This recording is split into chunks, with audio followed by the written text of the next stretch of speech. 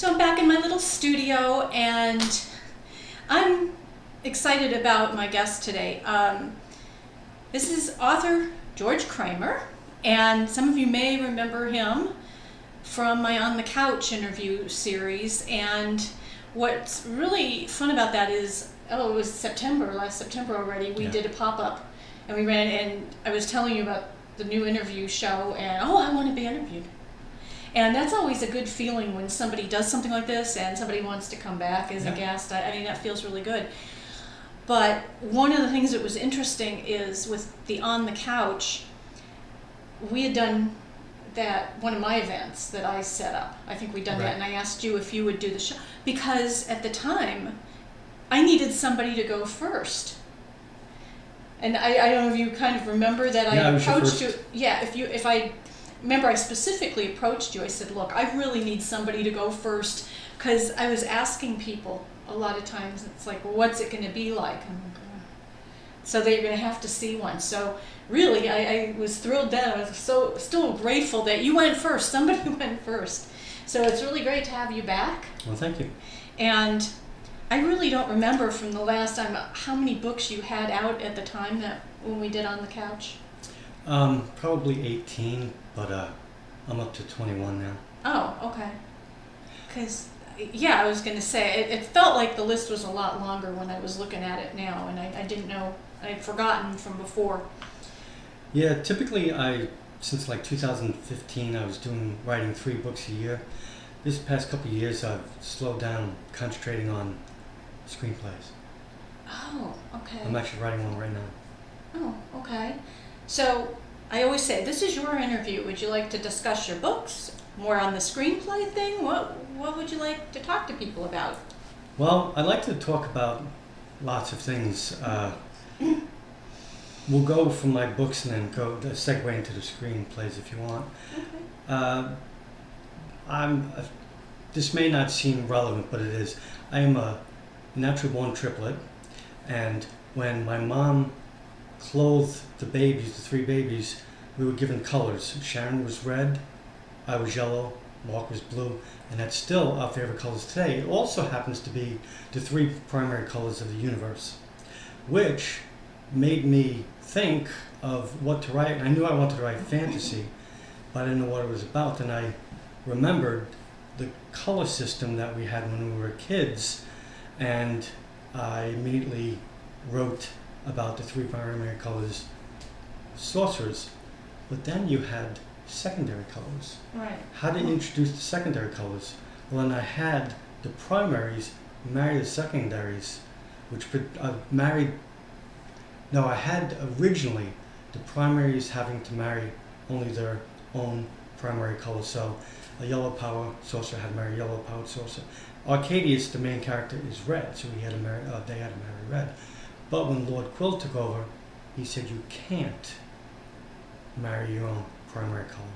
So when a red powered sorcerer marries a green powered sorcerer, a purple powered baby is born. When a yellow marries a red and orange, blue and yellow, green. Those are the secondaries.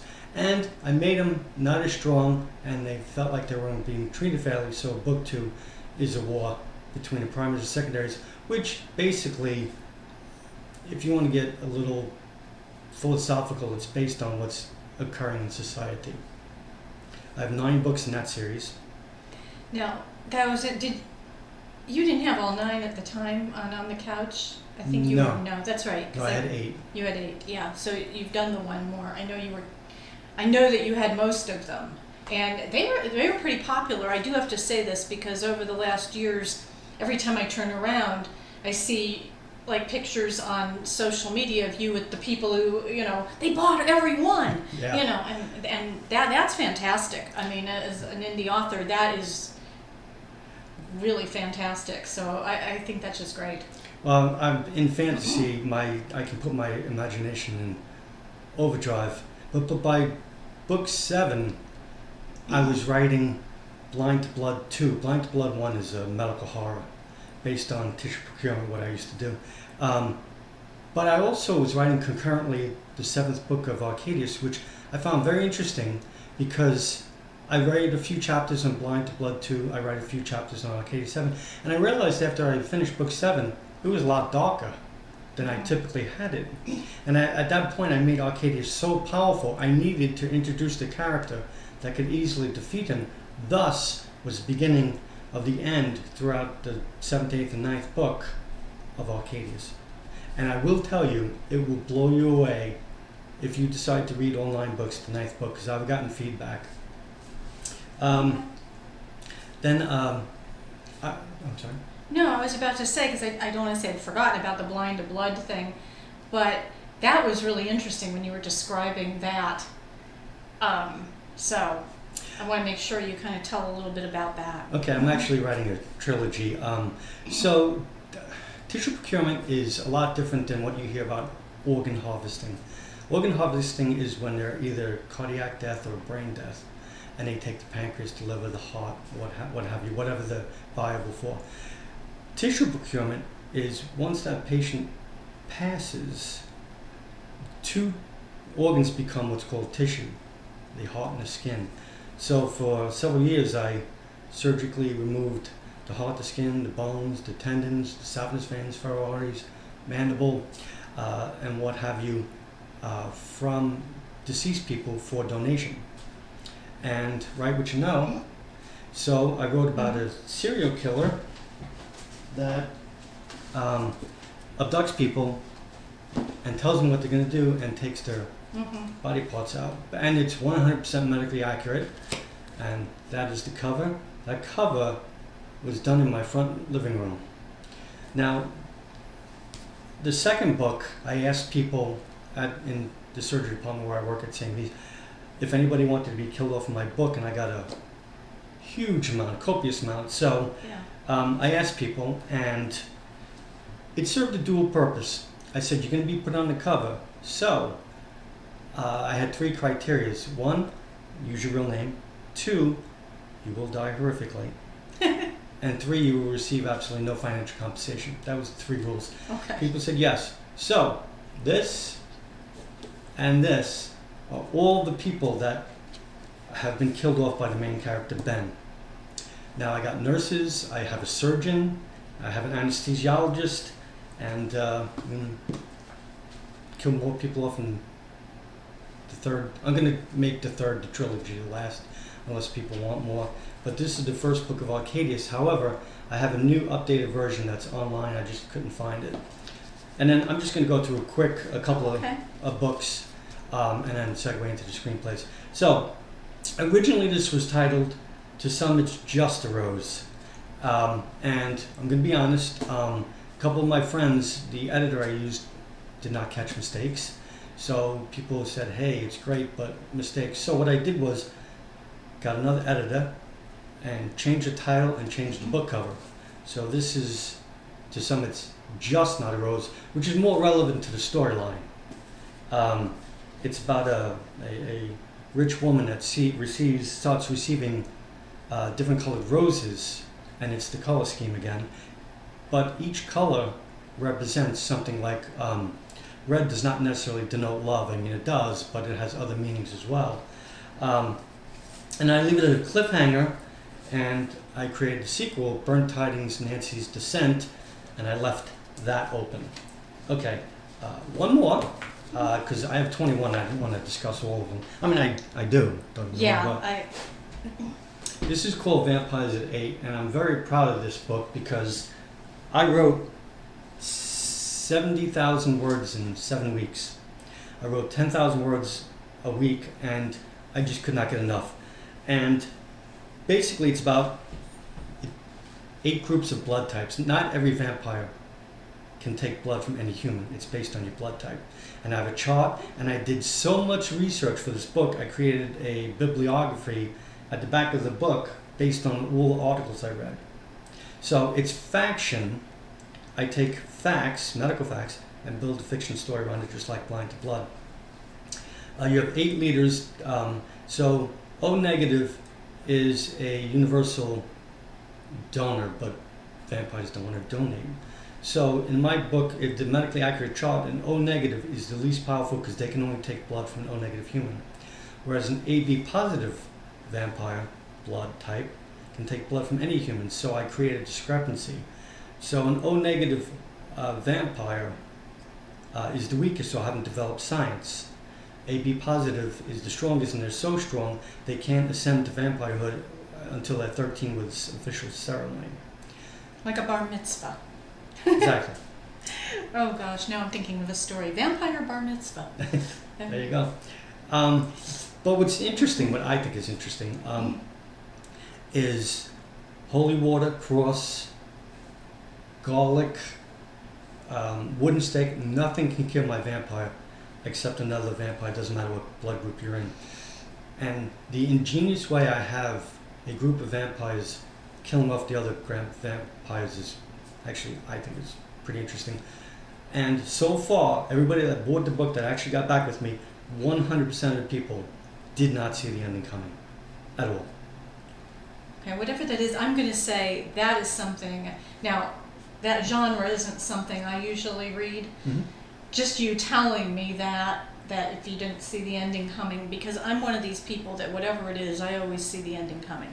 And I've only had it happen once in my entire life where I didn't see it coming. And it was the end of Creed 2, the movie. Oh. I didn't see that coming. And so it would be interesting to read that book and see if I didn't see it coming or did. And if I don't, that would really put you in a I don't know, small group there of people that surprised me. Okay, well, expanding on that point, to some it's not just a rose. Whoever read that and got back to me, 3 or 4 people figured out who did it, the rest did not. Oh, okay. Burnt Tidings, my goal was to make no one figure it out, and so far no one's just gotten back with me. Oh, that's awesome. Yeah, I like twists, I like turns in books. It's fun to be able to create them. And since again, my genre for writing isn't like that, so I obviously, a lot of times you envy or admire or really respect, appreciate, whatever word you want, someone who can do that. Mm. So that's pretty awesome. Well, thank you. And I also have 2 books of unconventional poetry. One was from New York, one's from Indiana. Now, one in Indiana, what I did was I took a huge dictionary, a 1,000-page dictionary, and just flipped through 12 different pages, closed my eyes, picked a word. Took 12 words, and then tried to create a poem that was cohesive, and I did it. Well, I think I was able to do it. Yay. So I've written poetry in a long time, but that's 2 of my books as well. Okay. Now, wasn't there something too that had to do with your daughter? Oh yeah, I have I have a book called Conversations with Karis. From age 5 to 13, she's now 17. I have a lot more material, but basically when she was 5, she started saying these profound, very interesting things, and I just started posting them on social media. By the time she was 13, people said, you should take the most profound and funny and create a storyline, a book in it, and I did. The problem is I bought a lot of copies, and I had inserted pictures of Karis, me, and my wife in the book, and when they were published and sent to me, the pictures were gone, and the formatting was messed up. So as soon as those books are done, I'll go and reformat it, because they didn't want pictures for some reason inside. That's odd. Yeah. So I'm not going to get into who you're using, so. Okay. So here's the big new thing. I had no idea you had ventured into screenplays. When did that start? What was interesting was I wrote this particular screenplay, and I'll expound on it, but I wrote the screenplay first, then wrote the book, and then took the book and expanded on the screenplay.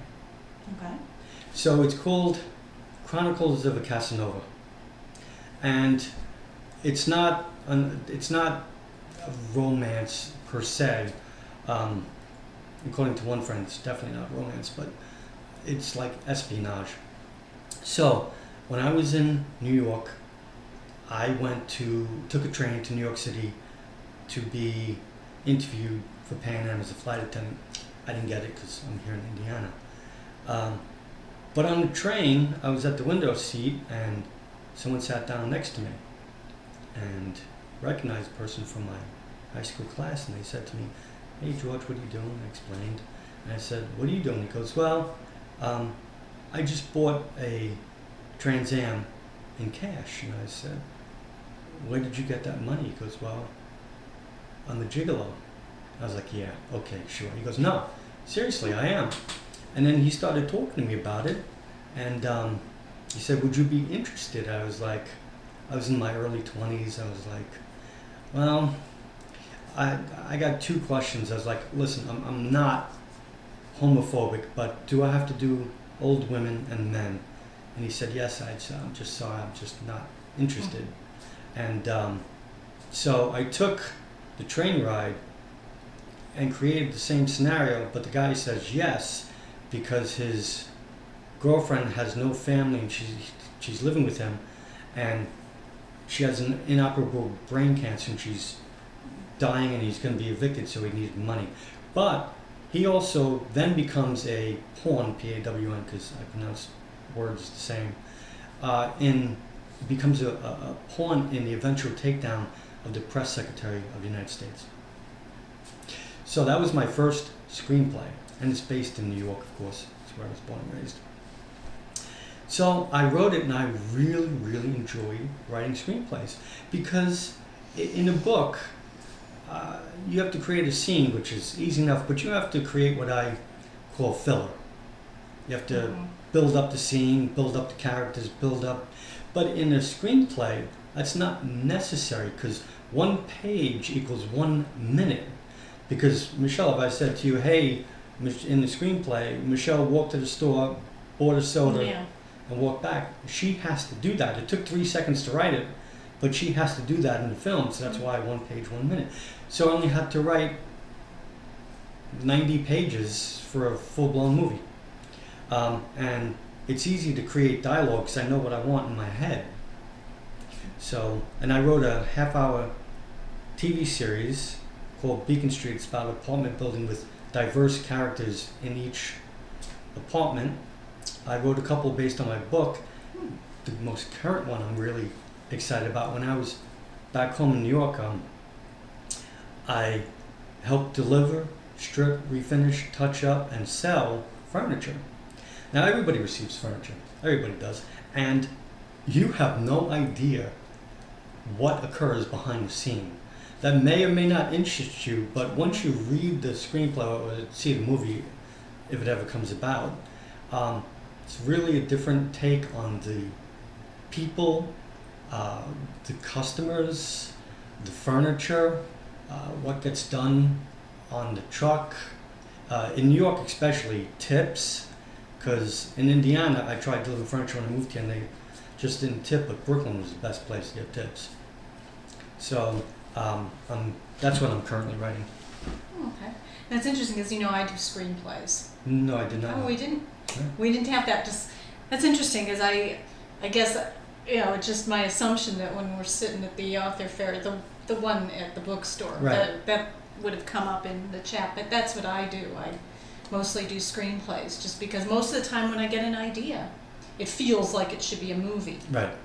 And for me, I have a TV series that I've been honing since high school. And we discussed ages before I turned the camera on, so you know how long ago that was. And so, my final hone, it's actually the series I have, it's called Life is for Living. Okay. And it's these two, it's a male and female friends. They grew up together, so they've been since childhood friends, and they win a mega lottery, and it has to do with how they approach having the money. Okay, that's interesting. And the episode, so I don't want to give everything, but so I absolutely understand when you're talking about how much fun it is to do the screenplay because you don't have to do all that extra description, and you just have 90 minutes. 90 pages, 90 minutes. So no filler. I mean, I still enjoy books when I go to book signings. There's like when is the sequel to The Vampire coming out? I was like, well, This one just came out, right? yeah, I mean, it's half written. It's just I'm writing screenplays right now. I mean, I'll get to it. Are people eventually. still asking about like number 10 in Arcadius? Well, no, because the way I finish it, Oh, okay. I've had people. I've had my triplet sister text me at 10:30 at night, and she used a curse word, and she never ever curses. And I won't say it here, but she texts me at 10:30 at night. And she goes, "Oh my God!" And then I just finished reading your Ninth Arcadius book, and I said, "Well, I'm sorry." She said, "Oh my God, George! Oh my effing God, George!" And I was like, "Are you okay? It's 10:30 and you're cursing. Are you okay? Is everything okay? Do I need to come over?" And she goes, "No, I just finished reading your Ninth Arcadius book, and that is the best ending, twisting ending I've ever read in my life." I was like, "Sharon, are you just saying this because I'm your triplet brother?" She goes, "No, I'm serious." And that was several months ago. And whenever we get together on occasion, I was like, "Are you sure?" And then she goes, "Absolutely. It is still the best twist ending I've ever read." And she's read the book since then. So that made me feel good. Okay. So right now, you said you do have a sequel you're working on with the vampire one then? And The Blind to Blood. And the Blind to Blood. And I left the murder mystery, Burnt Tidings, the sequel to Some Chestnut Rose. I left that open-ended. If and in future, if people say, "Hey, are you going to write a book?" That'll be the impetus to write the book. Oh, okay. So I always say with that too. So if people like fantasy, if they like mystery, if they, you've got just all kinds of different things. I'm glad you brought Except that maybe up. you don't have comedy yet. Well, I infuse my oddball sense of humor in my books. Oh, okay. And I forewarn people on that, especially Arcadius. I was like, look, I just have to tell you about Arcadius. I write in first person. I write it for 9 and up, so I don't, because it's not going to be a literary masterpiece, I'm not going to lie to you. And the third is I infuse my oddball sense of humor. So that's why I enjoyed writing it. Because in fantasy, you could write about a purple dragon that spits out green trees. As long as it's relative to the storyline, it's okay. Right. So that's a lot of fun. Yeah, I had great Okay. fun on that.